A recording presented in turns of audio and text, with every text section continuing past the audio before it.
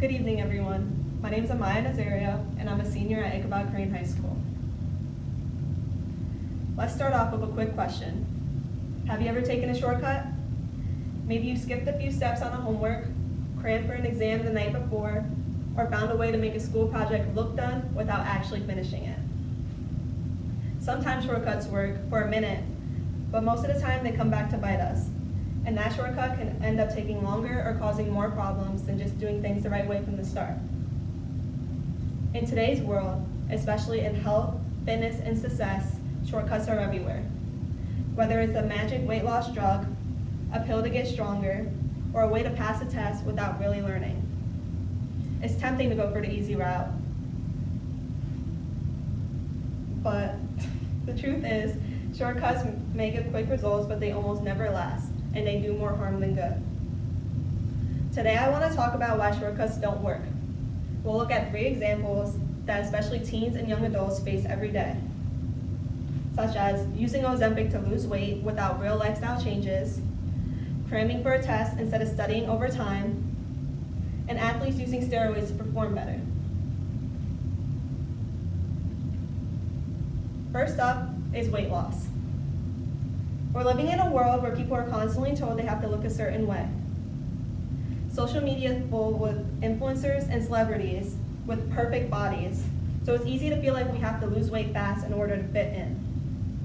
That's one reason why drugs like Ozempic have become popular, even among people who aren't diabetic.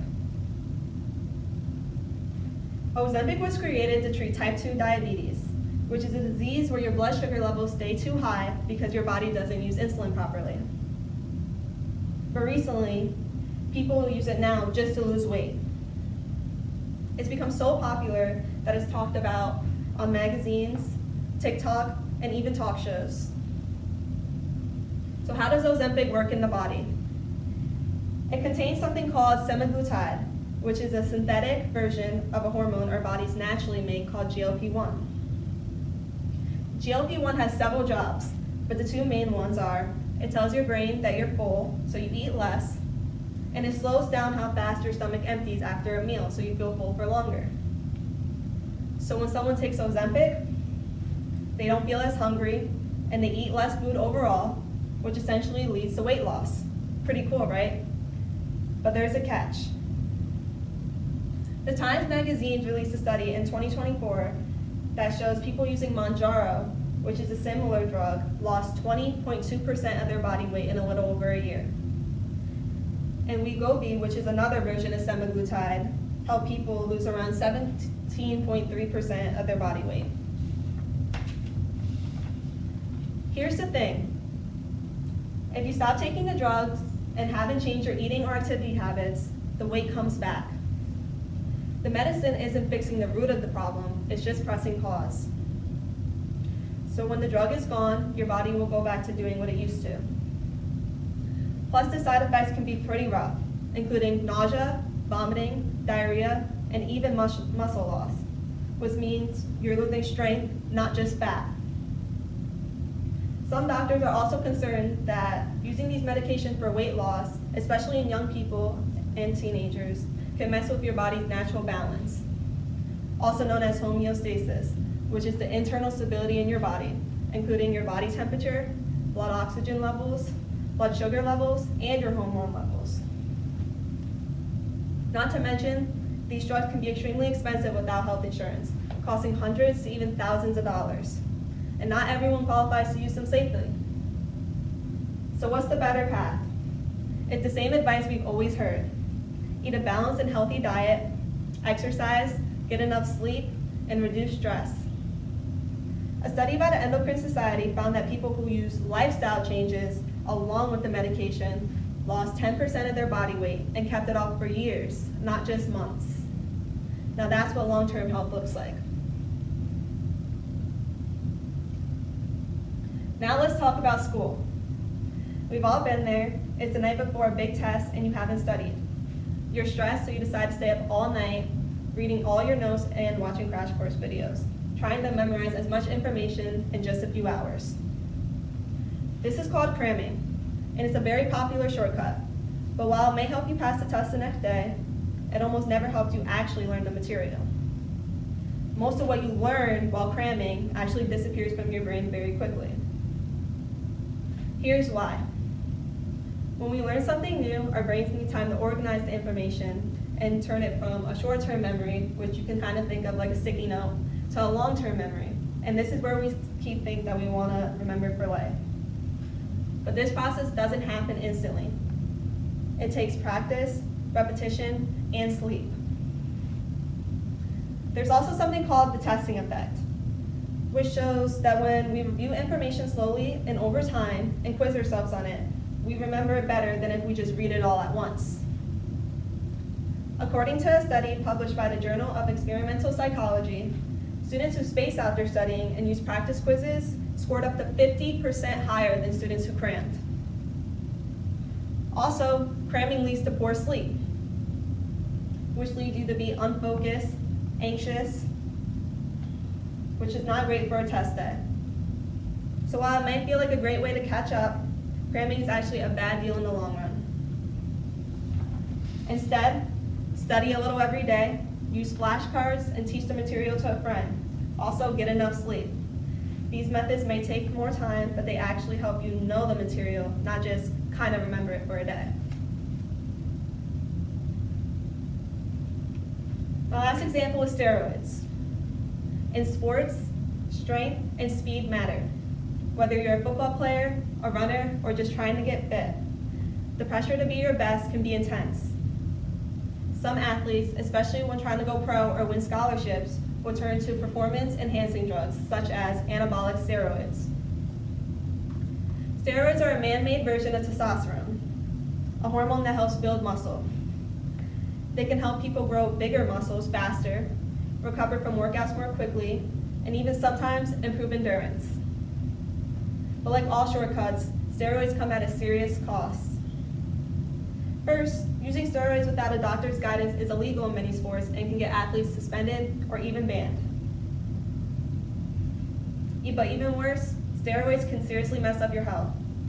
According to PubMed, side effects include heart problems, liver damage, hair loss and acne, mood swings, aggression, and even depression. And then there's the Moss Man Pacey paradox, a weird but true situation where men who use steroids to look more muscular actually hurt their ability to have children. So trying to look stronger can actually make you physically weaker in some ways.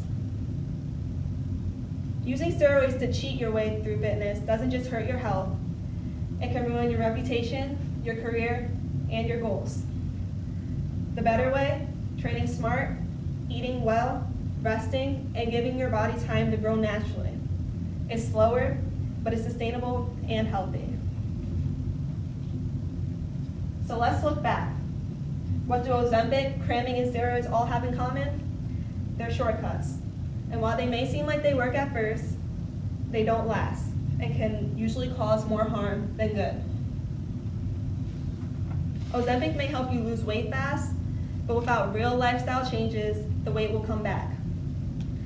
Cramming may help you pass one test, but you'll never truly understand the subject. And steroids may make you stronger quickly, but they can ruin your health and your future. What really works is the long-term path. That means building healthy habits, putting in steady effort, and not looking for quick fixes. It may take more time, but it leads to real results that'll last. Remember this, you're capable of achieving your goals without shortcuts. The path may be harder, but it'll make you stronger, smarter, and healthier. Not just for today, but for the rest of your life. Thanks for listening. Imagine, it's the 1950s. A young couple, Jane and Paul, are expecting their very first child. Jane goes through a healthy pregnancy and gives birth to a strong, healthy baby boy. Around 2 years later, they are excited to welcome a second child, a baby girl. This time, something is wrong. She has a yellowish tint to her skin. The doctors say it's jaundice, something that's not too serious, but they'd like to take a longer look. As the hours grow longer, her condition worsens. And despite the best efforts of the medical staff, the baby tragically dies shortly after birth. Jane and Paul are devastated. They ask questions that no parents ever want to ask. Why? Why did their daughter die? doctors began looking for answers, and eventually they discovered something critical. Jane has type A negative blood, while Paul has type A positive blood. Their baby had inherited Rh positive blood, and this, the doctors concluded, was the root of the tragedy. To understand what happened to Jane and Paul's baby, we have to learn about something called Rh incomparability, or also known as Rhesus disease. And to understand Rh incomparability, we have to take a step back in time to 1937, where two doctors, Carl Landsteiner and Alexander Weiner, made a groundbreaking discovery. These two doctors at the time were studying the safety of blood transfusions and blood group systems. Landsteiner had already discovered ABL blood groups, which you're probably familiar with, being A, B, AB, and O.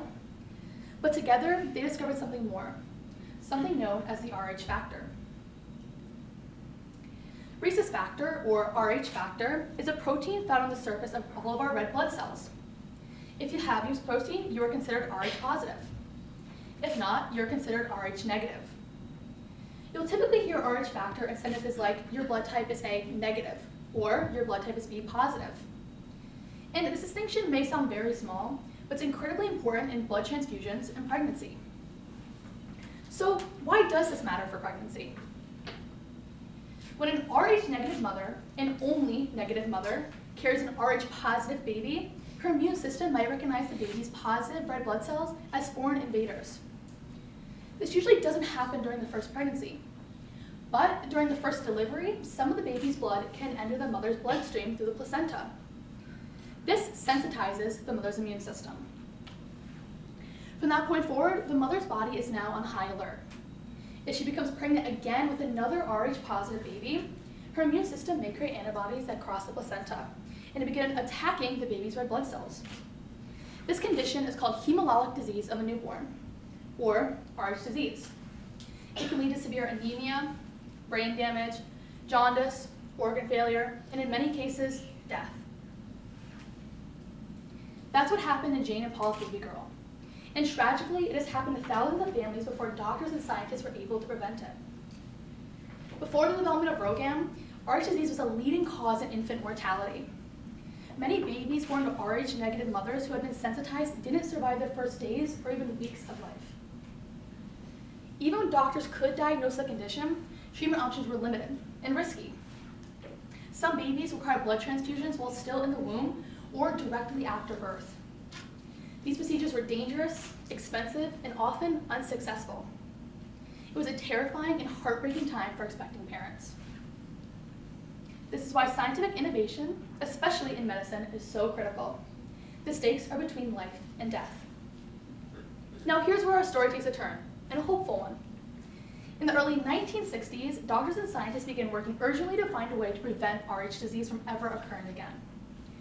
Leading the charge in the US was Dr. John Gorman, Dr. Vincent Freda, and William Pollack, a medical researcher. At the same time, over in England, Dr. Cyril Clarke and Dr. Ronald Finn were making similar breakthroughs. These scientists had a key insight. If they could give Rh negative mothers a small dose of anti-Rh antibodies, also known as anti-D immunoglobulin, directly after their first delivery, they could trick the mother's immune system. It would destroy any Rh positive fetal cells before the mother's immune system had a chance to respond and become sensitized. This treatment, later called RhoGAM, was a game changer. RhoGAM was first introduced in 1968. Its impact was immediate and profound. Before RhoGAM, about 1 in 10 Rh negative mothers became sensitized after pregnancy, putting future babies at risk. After RhoGAM, the number dropped to less than 1 in 1,000. It's hard to overstate just how powerful this innovation truly was. RhoGAM prevented the formation of antibodies, protected future pregnancies, and saved countless lives. In fact, RhoGAM is now considered one of the most safest and effective medical treatments ever invented, according to Columbia University's Medical Center. It's administered routinely to Rh negative mothers around the first 28 weeks of pregnancy, and again, directly after their first delivery, ensuring they stay protected. Now, today, we don't hear much about Rh disease, and that's precisely due to RhoGAM's success. This quiet preventative shot has really eliminated what was once a common and deadly threat to babies. It's the perfect example of how scientific innovation, driven by curiosity and compassion, can lead to life-saving solutions. It's also a powerful reminder. Just because we don't hear about certain diseases anymore doesn't mean they weren't once terrifying. Sometimes the best kind of innovations are the kind that makes you forget the problem ever existed. The story of RhoGAM is more than just a tale of medicine. It's a lesson about the power of innovation. This breakthrough came not through luck, but through decades of research, collaboration, experimentation, and persistence. It took scientists around the world working together to take what they knew and turn it into something transformative. And that's the heart of today's message. The development of RhoGAM transformed maternal health care by preventing RH incomparability, a once deadly disease to babies, highlighting the life-saving power of scientific innovation and why it is so important. When we invest in science, when we support research, and when we encourage curiosity, we create breakthroughs like RhoGAM, breakthroughs that can save lives for generations to come. Because of RhoGAM, families like Jane and Paul's no longer have to fear RH disease. RH-negative mothers can now have multiple children without increased risks. And what was once a medical mystery, then a tragedy, became a preventable condition thanks to the power of science. That's what innovation does. It changes lives. And more than that, it saves them. In the end, the story of RhoGAM serves as a powerful reminder that some of the most transformative breakthroughs in medicine are not ones that make headlines, but the ones that quietly change lives, consistently and profoundly. Its success is not measured by fanfare, but by the countless lives it has protected, the tragedies it has prevented, and the many families it has helped remain whole. This quiet triumph underscores the true power of scientific discovery, when fueled by curiosity, compassion, and persistence. It is a testament to what is possible when researchers challenge assumptions, ask difficult questions, and commit to finding answers that serve humanity. As we look ahead to the future of science and medicine, let us not forget that real progress often begins with a simple question: why? And is carried forward by those determined to find a better way. Thank you very much.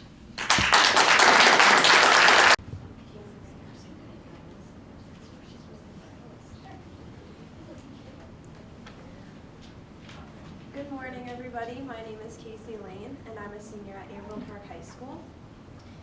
Thank you all for coming and taking time out of your day. In 9th grade, I got a concussion from playing hockey. This triggered my first migraine that lasted for days. It felt like someone had their hands wrapped around my head and squeezed as hard as they could. I would try to go to school, but I couldn't focus on anything because of the symptoms I was experiencing. My head was throbbing. I couldn't do a lot of things just because of how much pain I was in. Migraines aren't just bad headaches. They're a neurological disease that affects over 1 billion people worldwide. It is recognized by the World Health Organization as one of the top 10 most disabling conditions worldwide. According to the Migraine Research Foundation, 1 in 7 people globally experience migraines, and approximately 39 million people in the United States live with them. Of these, 4 million people experience chronic migraines. Chronic migraines are defined as having migraine symptoms at least 15 days a month. That's at least half of the month where you're dealing with pain. Let me take you back to my story. Later that evening, I was eating dinner with my family. I started to feel a throbbing pain in my head. The bright lights and my family talking was making the pain so much worse, like a sharp stabbing pain in my head. I started to feel nauseous and everything just became too much. I took some Advil and went to my room for the night. I tried to do homework, but even the computer light made it worse. I just laid down with the lights off and my head under the pillow because of how uncomfortable I was. I couldn't even sleep. Migraines don't just cause pain like headaches do. They affect your senses in ways that's hard to describe unless you've lived it. Senses like light, sound, and smells feel totally normal when you're healthy. You don't even give it a second thought. They become unbearable when you have a migraine. This was true for me. I couldn't go to school because of how bad the fluorescent lights bothered me. My eyes would get heavy and I would occasionally feel a sharp pain in them. I would get a migraine from just sitting in my class. I wouldn't do assignments because everything was online and my computer screen would make my head hurt. Everyone talking would make my ears start to ring and I couldn't focus. I would start to feel nauseous in school. I ended up going to the nurse or just to go home early or just not going at all. My grades really suffered because of this. Even going home and laying in a dark room wouldn't make it go away. It would just make the pain a little more bearable. A lot of people don't realize how disabling a migraine can be. It's not just a little headache, it's everything that comes with it. The nausea, dizziness, confusion, and exhaustion from dealing with all the symptoms. Migraines can make everyday tasks feel impossible. They interfere with school, work, friendships, and even basic things like eating. My concussion caused a migraine that lasted for 3 days. During those days, it felt like my brain was being squeezed and stabbed. Sharp pains would come on often. All I could do when I got those sharp pains was hold my head in my hand and close my eyes. I missed school and assignments. I could barely get out of bed to do anything. Couldn't even sleep. My mom has a 3-day rule before going to get medical help. Once it hit 3 days, I asked to go to the hospital because of how unbearable the pain was. She agreed and took me to the ER. We waited for hours in the waiting room. When we finally got a room, there wasn't even a bed in it. It was just this big chair that was very uncomfortable. After a while, they took me to get a head CT to rule out any brain injury caused by the concussion. After around 2 hours, I finally got a room with a bed. They put an IV in and gave me medications through that. Even having a bed and all the lights turned off, I was still in pain. Once the medication had time to enter my bloodstream and do its job, the pain went away. I got discharged, but there is no way to prevent the next one from happening. Emergency departments are one of the places people go with migraines when nothing else works. They use treatments like anti-nausea meds, IV fluids, and migraine-specific drugs to stop the pain. But those are all temporary fixes. They don't give you anything to prevent them. After that hospital visit, things didn't get better right away. The cycle continued. I'd start to feel a migraine come on and miss school a lot. Going to school and getting lunch in the cafeteria was a nightmare. Most of the time I just went home early if I tried to go to school. The lights with all the noise made everything so much worse. My friends would ask me what was wrong, and I told my friends that I had a migraine. They would just compare it to a bad headache they had. Migraines aren't just bad headaches. There are many types of headaches, but migraines are distinct. Tension headaches are common and caused by stress. They feel like a band around your head. Sinus headaches involve pain with congestion. You can tell migraines and sinus headaches apart by the color of your mucus. Cluster headaches are sharp, stabbing pains that come on suddenly, often around one eye. Migraines often build gradually and come with sensory symptoms and warning signs like auras or visual disturbances. They can also last for days. My mom took me to some specialists. We saw a neurologist and she prescribed me with medication for when I feel a migraine coming on or for when I get a migraine. I still didn't have anything to prevent them from happening. One problem was that I could only take one medication twice a month, and I got migraines more than twice a month. My mom did some research. She's also a nurse practitioner, and we went to a gynecologist. They thought that my migraines could be caused by a hormone imbalance, so I was prescribed birth control to balance out my hormones. This pretty much wiped out my migraines. I felt like a whole new person. I would still get migraines, but not as often as I would before. Hormonal fluctuations, especially estrogen, are a major trigger for migraines. This is why women are more likely to suffer from migraines than men. According to the American Headache Society, more than 60% of women with migraines report a correlation with their menstrual cycle. In some cases, hormonal birth control is used to stabilize these fluctuations and reduce the frequency of migraines. In my case, regulating those hormone shifts helped a lot. Living with chronic migraines mean you have to learn more about yourself. I had to learn my triggers, like certain foods, lack of sleep, changes in the weather. Those are some common triggers. They recommend tracking your triggers, tracking how much you sleep, what foods you eat, and other things are helpful in finding your triggers. I also had to learn how to manage my health and consistently take my medications. Preventing migraines is more than just medication. Doctors often recommend a combination of treatments, taking birth control, beta blockers, or even Botox injections for severe cases. On top of that, lifestyle changes are crucial. Getting enough sleep, managing stress, staying hydrated, and avoiding known food triggers are super important. A constant routine can make a big difference. Migraines don't just affect your body, they affect your whole life. My grades suffered greatly freshman year because of having chronic migraines. I used to worry about taking tests with a migraine because I couldn't think straight when I had one. I would cancel plans I was looking forward to all the time. Migraines can be unpredictable. Sometimes people don't get warning signs like auras to warn them that a migraine is going to happen. It can be hard to commit to things like school, work, and social plans. This can make someone feel unreliable, even though it's not their fault. This can affect your confidence, relationships, and your mental health.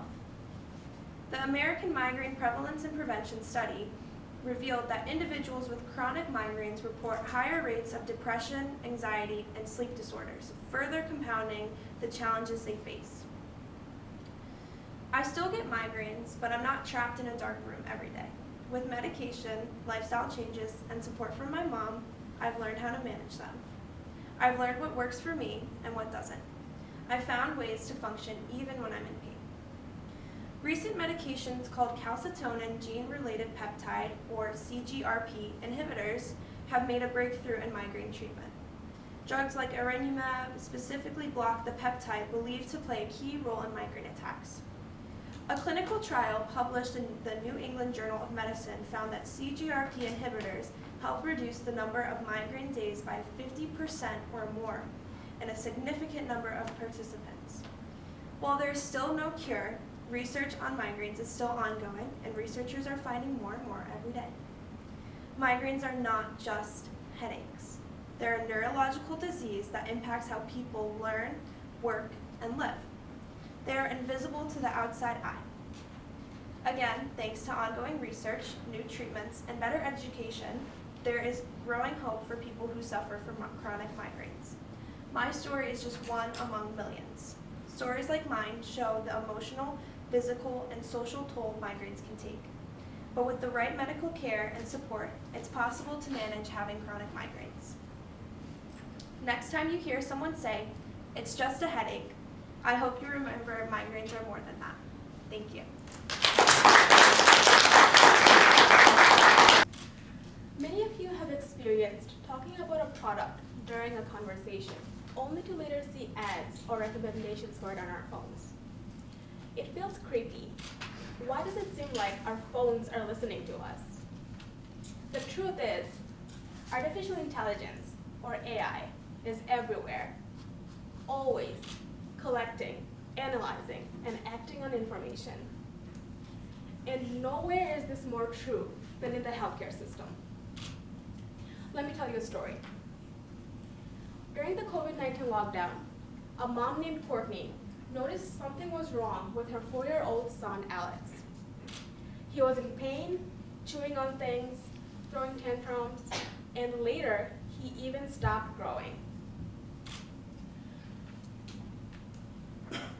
Over 3 years, they saw 17 doctors, pediatricians, dentists, neurologists, but no one could find the root cause. Now, some of you here are mothers yourselves.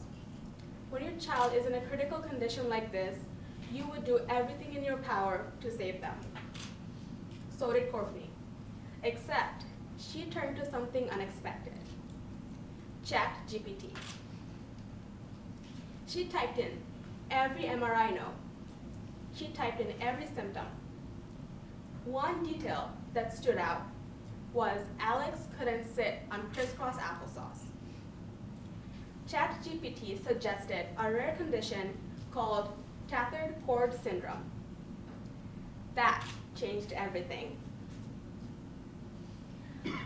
A new neurosurgeon confirmed the diagnosis of spinal bifida occulta with a tethered spinal cord. Alex went through a successful surgery and is recovering well now. In this case, ChatGPT was right.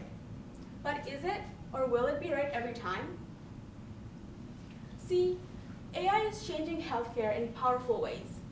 But to really help patients, we need to balance its benefits with the human side of medicine. AI is still in the early stages of being fully used for medical diagnosis.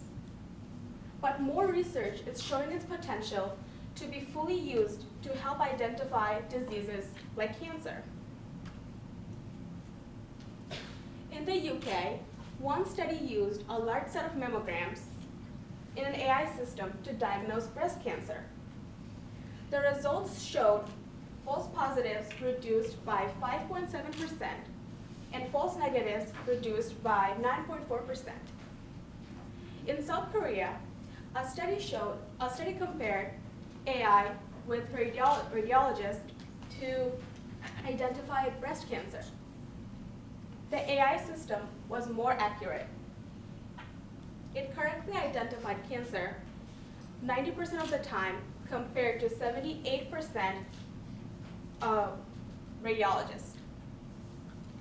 It also detected early stage breast cancer with 91% accuracy versus 74% for radiologists. Another study used deep learning to diagnose skin cancer. It used a convolutional neural network to accurately identify melanoma and suggested treatment options. AI has been used to detect other conditions like diabetic retinopathy, irregular EKG patterns, and risk factors for heart disease. In addition, in a study of 625 cases, machine learning was used to detect appendicitis. It achieved an 83.75% accuracy. AI can also be used to help doctors decide whether surgery is needed. Moreover, AI is also gaining its recognition for its potential to help clinicians make treatment options, especially in predicting how patients will respond to therapy. For example, a study used gene expression data from 175 cancer patients to train a machine learning model, which successfully predicted that their responses to chemotherapy with over 80% accuracy. If we want AI to truly serve patients, we need to make sure it doesn't just work well. It needs to work fairly and responsibly. Turning AI and big data into safe, well-working tools and services in healthcare isn't simple. It's very expensive and comes with great risks. Because of that, protecting the business interests behind these technologies has become more significant than ever. In the past, only doctors could check vital signs like blood pressure, glucose, or heart rate. But now, modern mobile apps can check this data continuously. Although that's a big step forward, it also raises serious ethical concerns, especially when it comes to data privacy, consent, and the right to make personal medical decisions. With AI and big data becoming central to healthcare, strong privacy laws are needed. Many countries have passed laws to protect their citizens' data. For example, in the United States, we have Health Insurance Portability and Accountability Act, also known as HIPAA. This protects the specific health information of a patient. Whereas in Europe, they have General Data Protection Regulation, also known as GDPR, that sets a much broader standard for data protection. Unlike HIPAA, GDPR applies to all personal data, not just health-related information. And an individual has the right to access, correct, erase their data, and can impose a more strict requirement on transparency, consent, and breach notification. Although machines are smart, which is why they're so beneficial, they can't replace trust, empathy, and fairness that a medical professional provides. That's why we need to make sure we're balancing the benefits. As more medical professionals are relying on AI for diagnosing and recommending treatments, there's a real danger that their hands-on medical skills could start to decline. This could become a serious concern if the AI isn't available, breaks down, or gives incorrect results. In those moments, doctors need to rely on their own judgment, which becomes harder if their personal skills have weakened over time. The challenge is even greater in healthcare jobs that require moving between clinics or hospitals, because each setting is different, and being able to think critically and make decisions on the spot is essential. AI could also get in the way of training new doctors. If students rely too much on technology, they might not have the problem-solving and decision-making skills they need to practice medicine on their own. And in high-pressure situations, this could lead to more stress and confusion if AI isn't there to help. AI is a great tool to study for exams when used the right way. But future doctors shouldn't rely on AI to make clinical decisions. What if AI makes a wrong diagnosis? The consequences could be serious, and the responsibility would fall on the doctor, not the AI machine. AI systems learn from existing data, and that data often reflects the biases already present in our healthcare system. So instead of fixing those biases, AI can unintentionally repeat them, leading to diagnosis or treatments that unfairly disadvantage the marginalized groups. There's also the problem of access. Advanced AI tools are more likely to be found in urban, well-funded hospitals. Underserved communities often don't have the same resources to adopt these technologies. This can increase the gap in care between different regions and populations. And let's not forget about the role of money. Many AI companies focus on profit, sometimes more than on fairness and social responsibility. They might care more about selling a product than fixing the hidden biases in their models. AI should support, not replace, human workers, with fair pay and recognition for their roles. Rules and regulations to reduce bias in AI are also needed to make sure these tools are fair and improve care for everyone. Used wisely, AI can make medicine faster, safer, and more precise without losing that human touch that matters the most. So yes, AI is already changing healthcare. It can diagnose problems early, protect our data, and ease the load on overworked providers. But those benefits only matter if we focus on how we use it.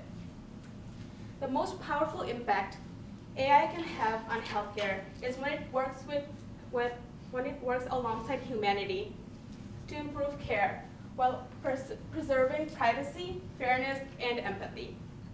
Because let's be honest, no one wants a robot prescribing chicken soup just because your smartwatch heard you sneeze. Thank you. Mindset plays a significant role in physical therapy, and tonight I'm going to talk to you about, sorry, got a little nervous. That's okay. Tonight I'm going to dive into why physical therapists must not only understand mindset and its impacts, but also understand how important it is to incorporate mindset-based techniques into their everyday practice. So let's start with the story. My idea for this topic stemmed from my own personal experience. As a competitive athlete, injuries are bound to occur. In 10th grade, I suffered a shoulder injury during my swim season. This was a setback, but it wasn't being taken out of the sport or the pain necessarily that was hard for me. It was feeling like no one was listening. I went to various doctors, and I was told that it was just soreness or growing pains, but I know my body, and I know that that's just not what the case was. So, eventually, It's okay. Take a deep breath. Oh, okay. Sorry. So I was told it was just soreness or growing pains, but I know my body and I knew something was wrong. That dismissive attitude that I was given from various doctors didn't just affect my body, but it also took a toll on my mindset. I was referred to PT after various doctor's appointments and receiving no help or answers. During PT, is when I met Haley, my physical therapist. She impacted me in a significant way that no one else had. She listened. She acknowledged my pain and worked with me to create a plan that got me to my overall goal of recovery. She listened to my concerns and made me feel as though my voice mattered in my treatment plan. Because of the relationship I built with my physical therapist, and especially due to the level of trust I built with her, I had a shift in my mindset. I no longer saw PT as a wasted attempt at healing. I started to look forward to each session, and I continued to work harder at home. Each session, I grew stronger and the pain got smaller. My confidence grew with my shoulder strength as well as my mindset, and eventually I recovered and began to swim again. Physical therapy was a completely different experience than any other one I've come across in a clinical setting. A physical therapist who saw me as a person and not just a patient changed my life and my perspective on healing and inspired me to choose this topic today.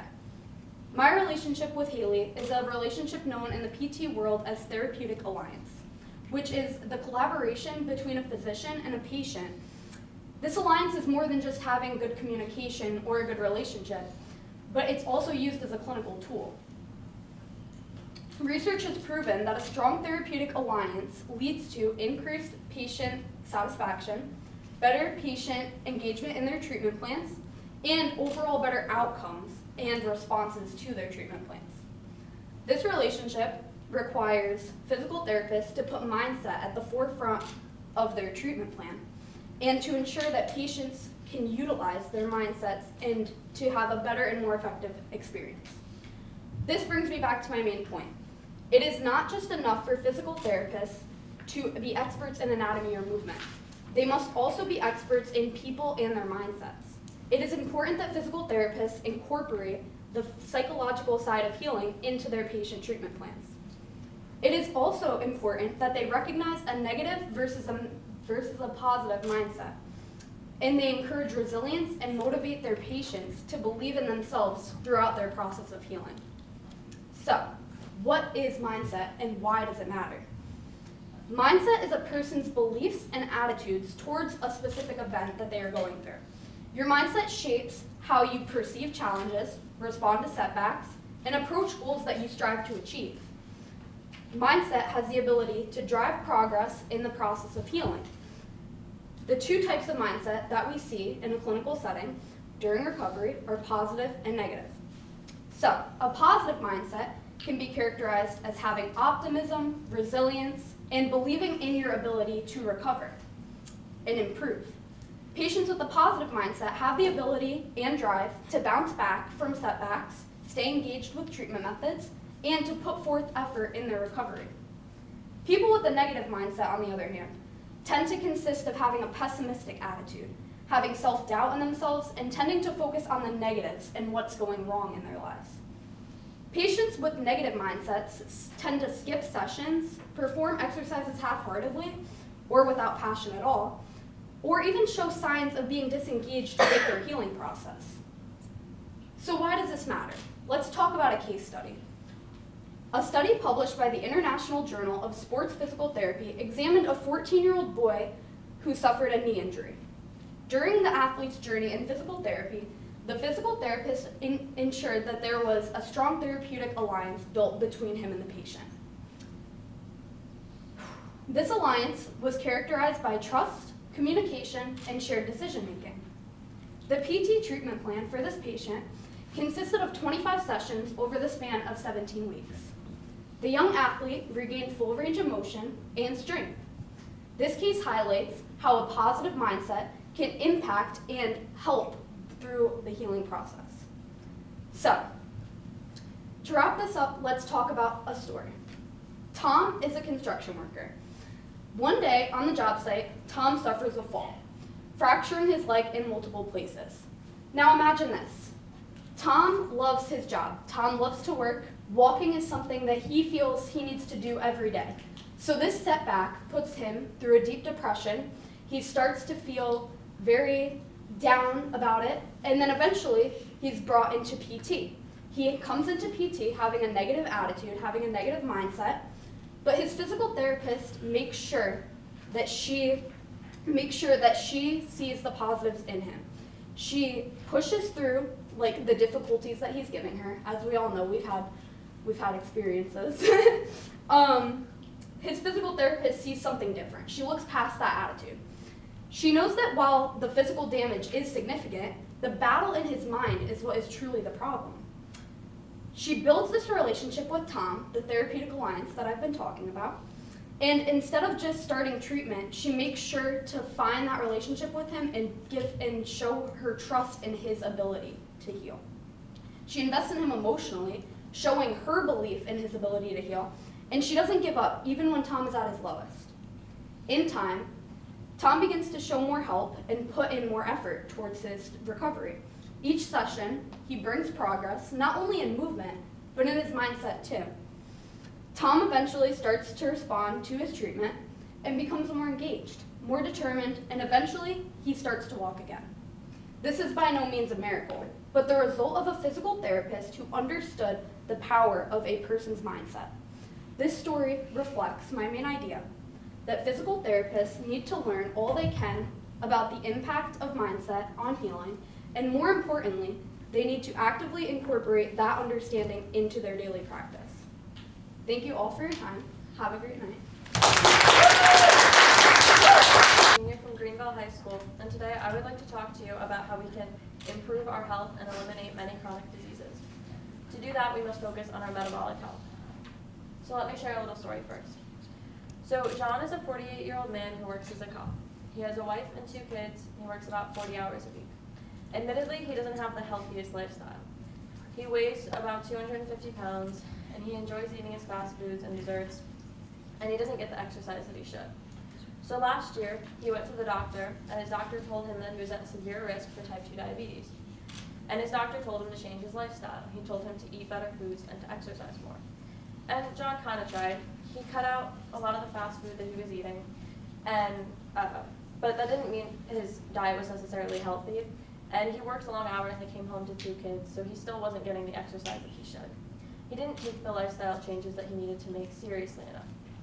And because of this, when he went back to the doctor, he was ultimately diagnosed with type 2 diabetes. So now he has to deal with taking insulin as well as making changes to his lifestyle. So this is the same for many chronic diseases. A chronic disease is defined as a disease that persists for a long period of time, typically over a year, and it can be lifelong. It impacts daily life, and there's often no simple cure. So examples of chronic disease include type 2 diabetes, heart disease, cancer, obesity, depression, Alzheimer's, arthritis. And for some of these, there's no way that we can prevent them. But for others, we can actually stop our body from getting these diseases. So people with chronic heart disease, type 2 diabetes, and obesity are told to make certain lifestyle changes because it's been proven that these diseases can be reversed. But the major problem is that people don't focus on these lifestyle changes until they have or are at severe risk for a chronic disease. We need to focus on our metabolic health now. So I'm sure everyone in this room has heard that we need to eat better and we need to exercise more. I know I've heard this. I know that I'm not living a healthy lifestyle. I mean, my diet consists of 2 meals a day, one being something from Dunkin' or Stewart's when I stop on my way back to Greenville, and the second being whatever my parents decide we're having for dinner, and their diets are often worse than mine. I almost never drink water. Instead, I live off of coffee. And while I consider myself a fairly active person, now that sports are over and I've been cramming for exams, I'm definitely not getting the exercise that I should. And for a while, I didn't think that this was a problem. I mean, I'm 18 years old, I'm at a healthy weight for my height and age, I have no major health issues, and I feel fine. Many of you may think this too, but just because you're at a healthy weight and feel fine right now doesn't mean you shouldn't be focusing on your metabolic health. So researchers have found that only 12% of adults in the United States are metabolically healthy. Before I dive into the impact of that statement, let me explain what metabolic health really is. So I'm sure everyone here has heard the word metabolism. Typically when people think of metabolism, they think about having a fast or a slow metabolism, and they directly link that to weight gain. But that's not necessarily the case. So your metabolism is defined as all of the chemical reactions in your body that are converting nutrients into energy. So your metabolic function is the series of chemical reactions that are converting the nutrients you eat into the energy that's powering your body. So the part of your cell that does this is the mitochondria. So if you remember from biology class, mitochondria is the powerhouse of the cell. So this means it's the part of the cell that is converting the nutrients you eat into energy that can be used to allow all processes in the body. So to simplify how this works, when you eat food, the food is potential energy. That energy is sent to the mitochondria, and the mitochondria convert it into another form of energy that can be used throughout the whole body to allow all the functions. But when the mitochondria aren't working to the best of their ability, your cells don't get all the energy that they need. So your cells become underpowered. And when cells are underpowered, they can't function as well. This presents itself in a variety of ways depending on where the cells are in the body. Take heart disease, for example. If the cells in your heart are underpowered, the heart can't function as well. It becomes more difficult for the heart to pump blood, and this can lead to chest pain and various other symptoms, and it can be fatal. But people only think about this until they are at risk for or have chronic heart disease. Only when faced with a serious diagnosis will most people truly understand the impacts of how they are treating their bodies. So like I said, only 12% of adults in the US are metabolically healthy. This means that over 230 million people do not have optimal metabolic health. Over 230 million people have underpowered cells. So even if you don't have a chronic condition right now, the cells in your body may still be underpowered, and it's only a matter of time before chronic symptoms emerge. Also, if the mitochondria aren't converting the energy that you eat properly, it's just stored in the body, and this leads to weight gain. According to the National Institutes of Health, or NIH, 74% of adults in the US are considered overweight. 43% are considered obese. And because of this metabolic function, our life expectancy is decreasing. So according to Mayo Clinic, the decrease in life expectancy is in large part due to chronic disease. Yes, our life expectancy dropped drastically in 2020 and 2021 because of COVID, but the decline started way before that, and it's because of this metabolic dysfunction. So we can improve our health and our life expectancy by focusing on our metabolic health. There are things that we can do to increase our metabolic function, and we can even increase the number of mitochondria in our cells. So how do we do this? Exercise is good for everyone, but there's specific ways to achieve the most benefits. High-intensity interval training, or HIIT, has been proven to improve mitochondrial function as well as make the body create more mitochondria. So HIIT is a workout that alternates between short periods of intense exercise and then recovery periods. So a few minutes at a time of intense workouts such as sprinting, push-ups, burpees, anything that's going to increase your heart rate and get you breathing heavier. Now this exercise is good, but the most beneficial thing to do is just to walk. Many of you may not think that walking is a real exercise, but it is. It is the most important exercise that we can do. A study was done by Dr. Mercedes Carnathon and Dr. Kelly Evanson that showed that people who walked 6,000 to 8,000 steps per day had a 40 to 53% lower risk of death by chronic disease than to those who walked less.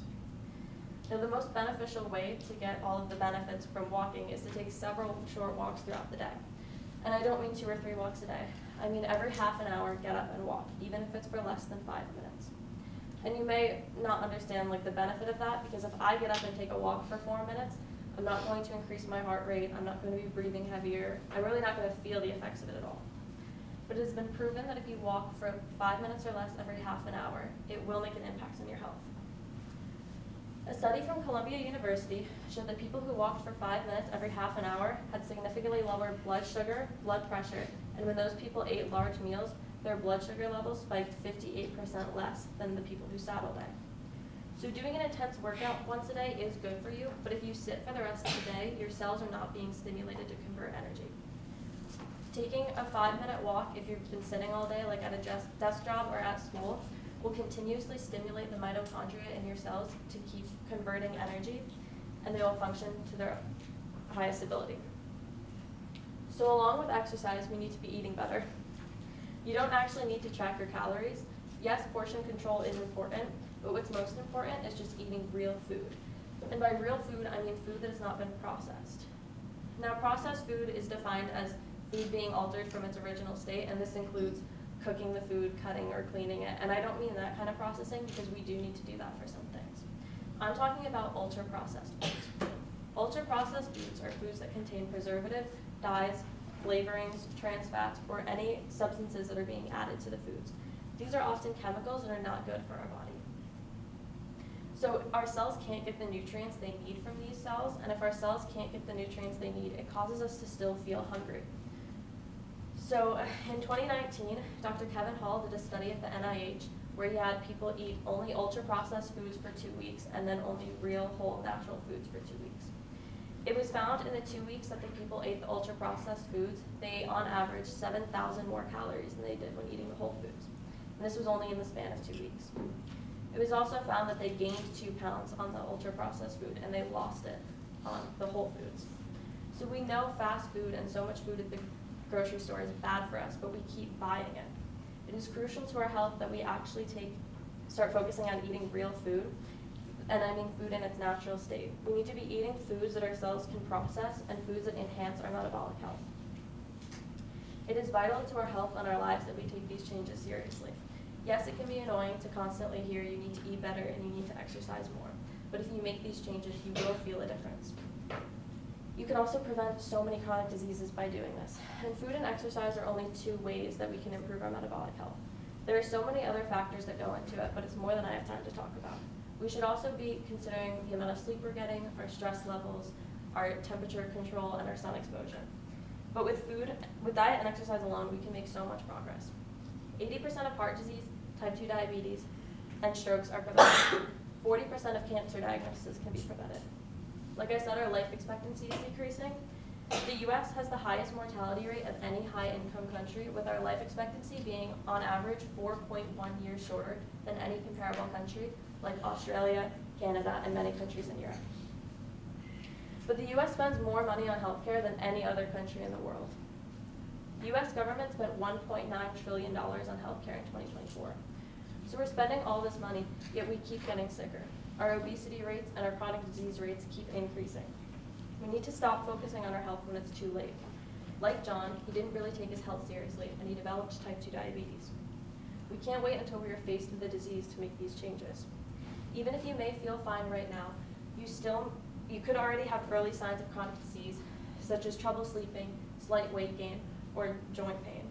We need to take action now, and we need to start focusing on our metabolic health now. If we focus on our metabolic function, we can prevent so many diseases and greatly improve our health and our lives. Thank you.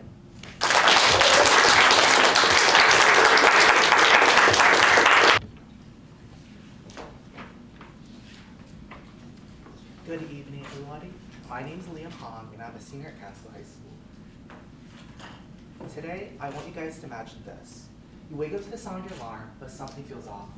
The pain in your stomach is so intense, you're unsure if you can even make it out of bed. But that doesn't stop you from rushing to the bathroom again and again and again. As you reach for the pain medication, hoping it will get you through the day, it just isn't enough. The constant bathroom trips, the weight changes, and of course, the endless doctor appointments start to wear you down. Every day starts to feel like a struggle. You live in a state of fear and anxiety, never knowing what the next wave of symptoms will hit. Diarrhea, abdominal pain, cramping, just name fear. And you start canceling your plans, not because you want to, but because your body leaves you no choice. Finally, you begin to ask yourself, can I truly live a life dictated by fear and the unpredictable? This is a glimpse of reality for millions living with IBD, also known as inflammatory bowel disease. While everyone's journey and story is different, one thing is certain. Life with chronic illness is anything but predictable. The physical pain itself is overwhelming, but what often goes unnoticed is the emotional toll that it takes. And that is why I'm here today, to shed a light on the mental strain that often goes unnoticed. In this talk, I'll share an overview of what IBD is, highlight the often overlooked mental health challenges that comes with it, and of course, explore treatment and lifestyle options that support both physical and mental well-being. So let's start with the basics. What is IBD? IBD, also known as inflammatory bowel disease, is an umbrella term for conditions that cause chronic inflammation in the digestive tract. The 2 most common types are ulcerative colitis and Crohn's disease. Ulcerative colitis is when the lining of the large intestine, so specifically the rectum and the colon, become inflamed and start to develop ulcers. Crohn's disease, on the other hand, can affect any part of the digestive tract, but it most often occurs in the small intestine and the beginning of the large intestine. But what are the differences between the 2? It mostly comes down to where and how the inflammation shows up. So in ulcerative colitis, it causes continuous inflammation in the rectum and the colon. While Crohn's disease has these patches of inflammation, meaning it can skip around with healthy tissues in between inflamed spots within the digestive system. But here's what they do have in common, and this part often gets overlooked, the mental health aspect. According to the Crohn's and Colitis Foundation, people living with IBD are 2 to 3 times more likely to experience anxiety and depression compared to the general population. That's a huge part of the struggle that we don't talk about. When anxiety, depression, or chronic stress goes untreated, they can actually make physical symptoms worse. But how? Through something called the gut-brain axis. Research from Psychology Today explained that your gut and your brain are connected through something called the vagus nerve, which is one of your 12 cranial nerves that you have. This serves as a communication highway between your brain and your gut. And because of this influence, and is part of the parasympathetic nervous system, which plays a role in regulating bodily functions, your digestion, mood, and your breathing. Chronic stress and mental health issues will send these signals through the vagus nerve to the gut, which will disrupt the digestive system, leading to increased inflammation, worsened symptoms, and flare-ups. You may be wondering, what are flare-ups? Well, flare-ups are a period of time where your symptoms are more pronounced or more active. They vary in length, intensity, and they often alternate within periods of remission where your symptoms are almost absent or very minimal. To kind of break down this gut-brain axis, think of it like this. Your brain and your gut are 2 best friends talking over the phone. The phone line, which is the vagus nerve, the phone line serves as the vagus nerve. When one friend, your brain, starts to feel stressed, anxious, or overwhelmed, it will send those signals through the vagus nerve to your other friend, your gut. It hears it and reacts. And just like in any intense conversation, both sides feel the impact. This gut-brain complex explains why and how mental health plays such a major role in IBD. And getting a better understanding of this link could help millions with IBD to better manage their chronic illness. But here's where things get more interesting. According to the National Library of Medicine, people who experience anxiety or depression actually tend to secrete more or higher levels of stress hormones, such as cortisol and adrenaline. These hormones can actually trigger or worsen your flare-ups in people with IBD because cortisol increases your inflammation while adrenaline slows your digestion. Meaning, mental health doesn't just affect you mentally. It can also directly impact your physical symptoms as well. But there is a way out. By managing your stress, anxiety, and depression, you can actually reduce the risk of flare-ups and be better equipped when they do occur. And that's why addressing mental health isn't optional, it should be essential. We can't just treat the symptoms, we need to treat the whole body. Speaking of treatments, what are the treatment options for those with IBD that ensure both mental and physical recovery? Treatment and lifestyle plans for IBD should combine both physical care like medication and dieting with mental health care, aiming to treat the whole person rather than just the symptoms. So medications like anti-inflammatory drugs like aminosalicylates and immunomodulators such as thiopurine, I think, which help reduce and target these symptoms. And of course, dietary changes are needed for recovery. What's interesting is that people with IBD don't have the same trigger foods. It is very dependent on the person. But here are some common trigger foods that are common among IBD. Fatty and greasy foods, spicy foods, dairy produce if you're lactose intolerant, raw nuts and seeds, and of course, corn.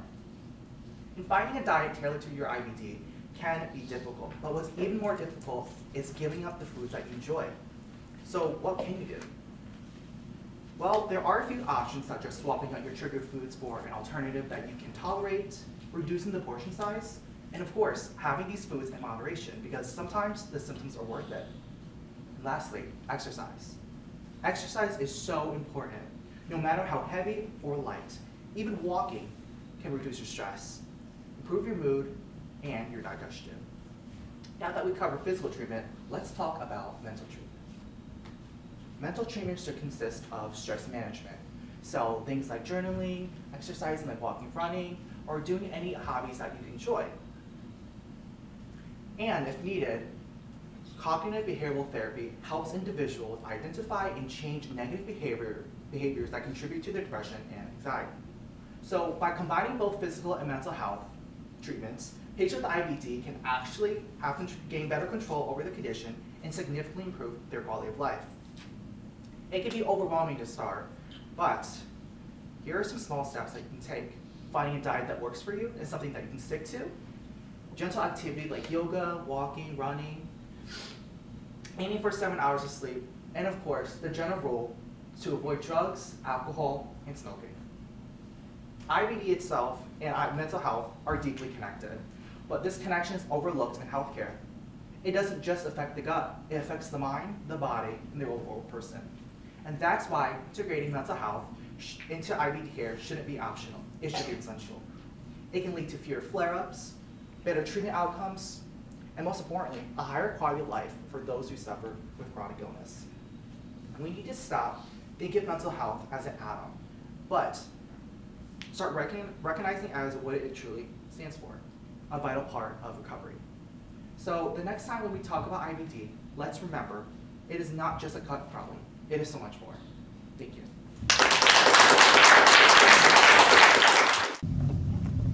Good evening, everyone. My name is Olivia Hlavac. I'm a senior at Ichabod Green. Today I'm here to talk about Behind the Pill, what no one tells you. The pill revolutionized birth control, allowing women to have control over their reproductive health. But with that comes the flip side, that not many talk about. What happens to women's bodies? We as women do not know the long-term effects nor understand what's actually happening because doctors lack the ability to explain it to us, as well as give it out like it's candy. I'm here today not to scare anyone, but to inform you on it. One may wonder why I chose a topic like this. Well, listen to this. Birth controls are so common. Almost every girl I know is on it. I recently went to my gynecologist and she recommended I go on the pill within less than 2 minutes of me talking to her. The more I thought about that, the more uneasy I became with the whole topic. How could she recommend it to me that fast? And that is where I think the big issue lies. I've seen so many people have side effects like weight gain, weight loss, difficult periods, etc. I really didn't want any of those things happening to me. Well, my doctor told me, don't worry, I'm putting you on a low dose, you should be fine. Turns out a few weeks later, my insurance doesn't cover the 10 milligram pill, so I now have to take the 20 milligram pill. Not only do I have an increased risk of side effects, but also complications. That to me made me interested and want to learn more. I mean, the pamphlet that comes in the box is so long for a reason.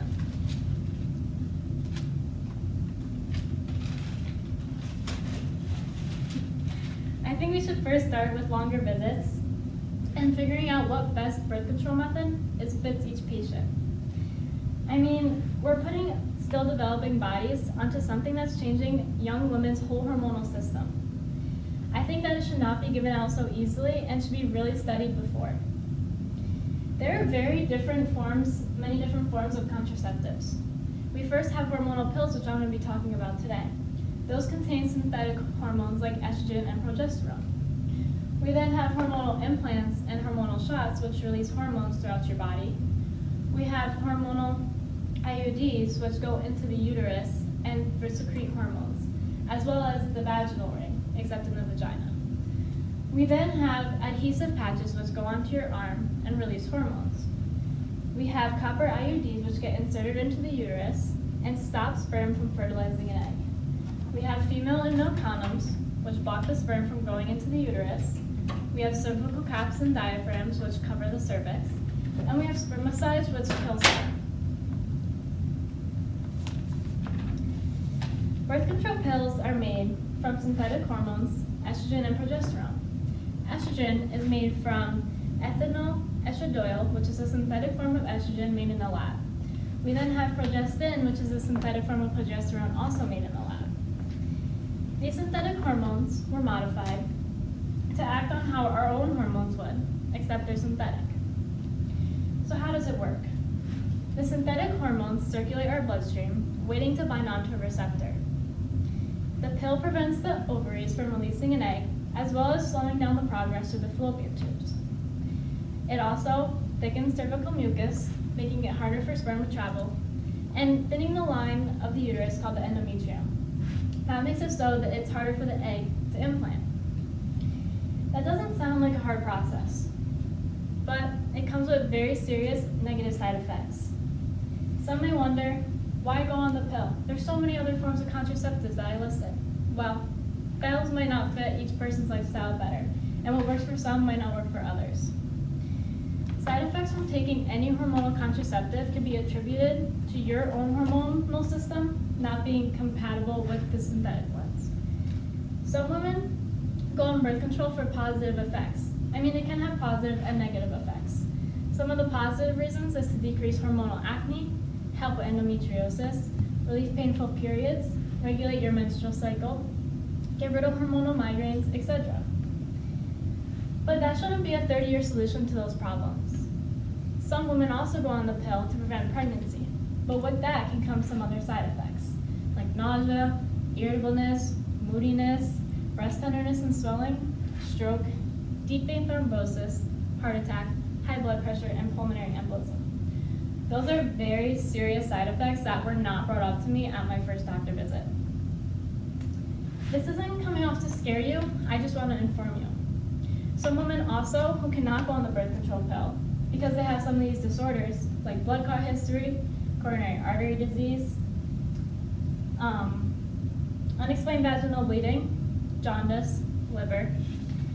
If you're over the age of 35, if you have to go on bed rest, if you have lupus, or if you smoke, should not go on because that increases the risk of having serious complications.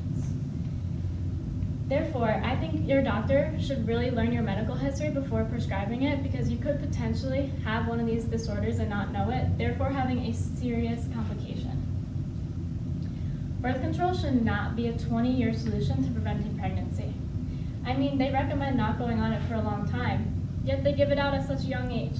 That to me just doesn't make sense.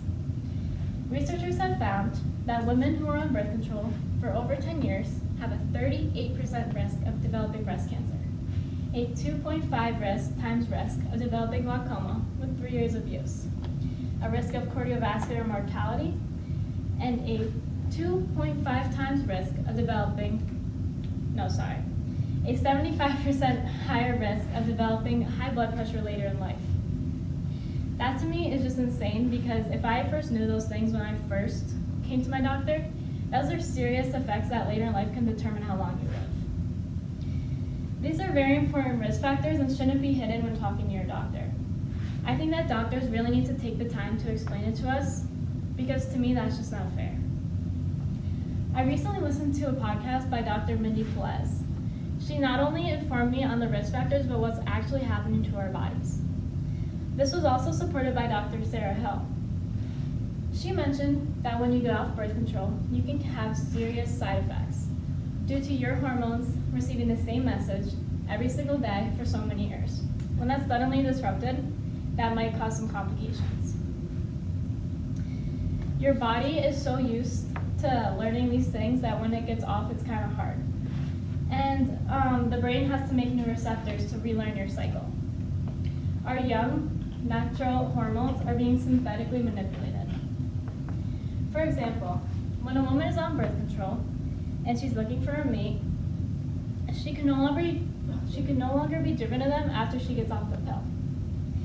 This is because when a woman is at a point in her cycle when pregnancy is possible, it increases the brain's sensitivity to sex drive and attractiveness. When women, they get more hormonally dialed into their compatibility with their partners. For example, they get really interested into testosterone cues and their compatibility with smell. That can actually have a factor into the immune system and the compatibleness. If estrogen increases all these things, and when we go on the pill it is at its lowest and we're not ovulating, we could potentially be looking for the wrong qualities in mates. We could be prioritizing how good they look or how good we think they would be as partners, and this could potentially lead to finding the wrong mate and divorces and breakups. I thought this was really interesting because I never knew it could actually be that deep. At the end of the day, everyone has a right to decide what they feel comfortable putting into their body. And for me, that means questioning the long-term effects. Personally, I do not want to live every day in constant worry of serious side effects, especially when those things aren't always fully explained nor understood. That's why we need more research, more transparency, and better options. People shouldn't have to choose between their reproductive freedom and becoming pregnant. It's time for the scientific and research communities to step up and make safer, more personalized solutions because we all deserve better. Thank you.